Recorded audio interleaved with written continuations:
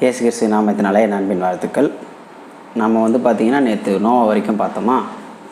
அதாவது லாமேக்கு நோவாவை பெற்ற பின் 595 வருஷம் உயிரோடு இருந்து குமாரரையும் குமாரத்தையும் பெற்று எடுக்கிறார்.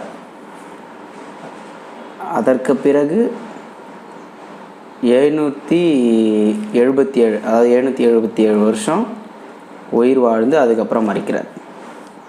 பின்பு நோவா பார்த்திங்கன்னா 500 வயதான போது சேம், காம், ஏபேத் என்பவர்களை பெறுகிறார். அவருக்கு பார்த்திங்கன்னா 3 பிள்ளைகள் நோவாவுக்கு. சரிங்களா?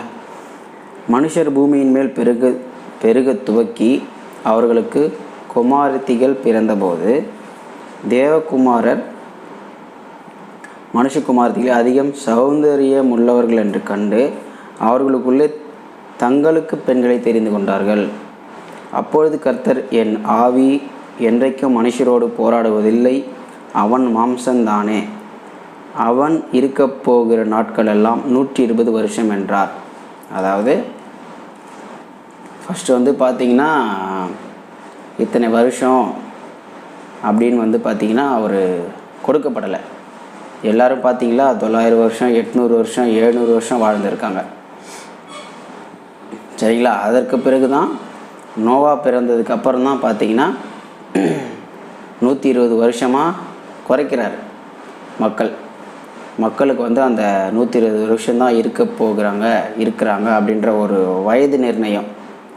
பிறப்பணுன்னு தான் இறப்பணுன்னு இருக்கும். அப்போ தான் 120 வருஷம் என்ற அந்த வயதை நிர்ணயிக்கிறார். சரிங்களா? இதற்கு பிறகு பூமியே அழிக்கப்படும். பூமியில் உள்ள எல்லாருமே அழிக்கப்படுவார்கள்.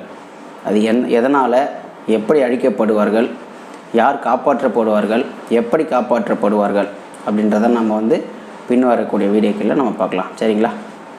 கர்த்தர் உங்களை ஆசீர்வதிப்பாராக. ஆமென்.